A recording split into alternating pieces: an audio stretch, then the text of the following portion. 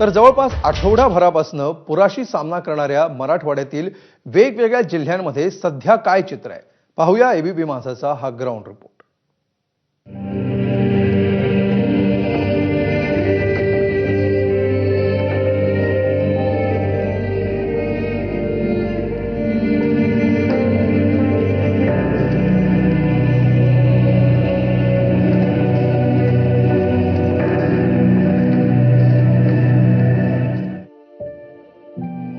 अतिवृष्टीनं मराठवाड्यातील फक्त पिकांचा आणि संसाराचाच चिखल नाही केला तर पेरलेली स्वप्न देखील खरडवून नेली।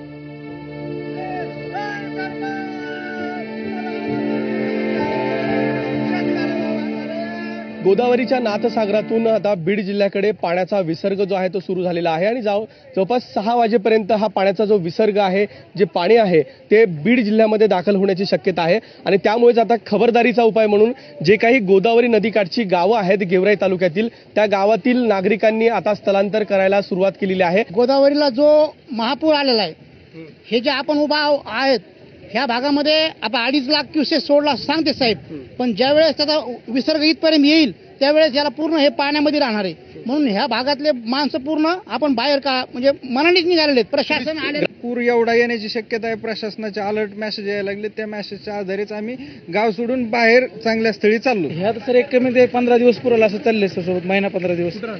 आता सर जिथं समज पाणी येत नाही असं जिनिंगवरती आमच्या एक गावापासून एक 5-6 किलोमीटर अंतरावर जिनिंग आहे, राजापूर अक्षरभूमी करत तिथंच राहणार आहे सर। मागच्या एप्रिल मे मध्ये गावाला म्हणजे माझ्या गोदावरीला अगदी डोळ्याला लावायला थेंब पाणी सोडलं नाही। ज्यावेळेस पाण्याची आम्ही अगदी पिकासाठी म्हणून मागणी करत होतो त्यावेळेस वरच्या लोकांनी म्हणायचं की आमचं हक्काचं पाणी आहे, आम्ही सोडणार नाही। आणि आता त्यांचं हक्काचं पाणी कुठे गेलं? अरे तुमचं हक्काचं पाणी येतं तर त्याला कुठंतरी वळवा ना, आता आम्हाला मारायसाठी सोडताय का? आमची एकच इच्छा होती की आम्हाला त्याने सांगायला पाहिजे होतं किंवा पाणी आम्ही सोडायला लागलो।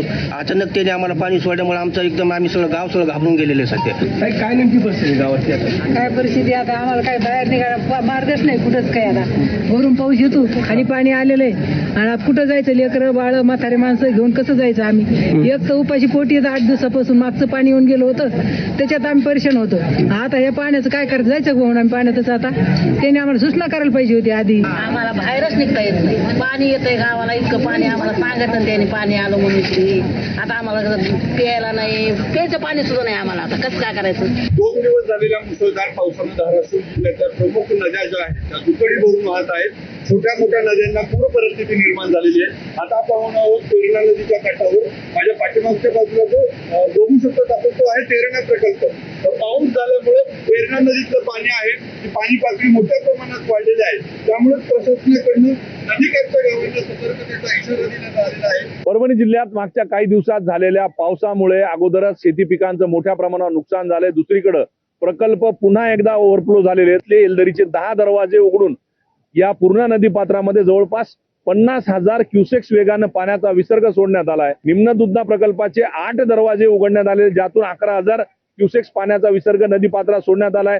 गोदावरी नदीपात्रामध्ये जवळपास जायकवाडीतून 2 लाख आणि माजलगाव मधून 37,000 असे जवळपास 2.5 लाख क्युसेक्स वेगाने पाणी येतंय। त्यामुळे पूर्णा, दुधना आणि गोदावरी या 3ही नद्यांना मोठ्या प्रमाणावर परभणी जिल्ह्यात पूर आलाय।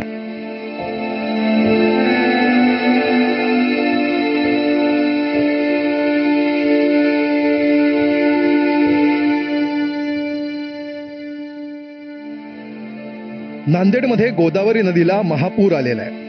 अशा स्थितीत नांदेडच्या पुरातन बालाजी मंदिराचा ब्रह्मोत्सव पालखी महोत्सव पुराच्या पाण्यातून काढण्यात आलाय।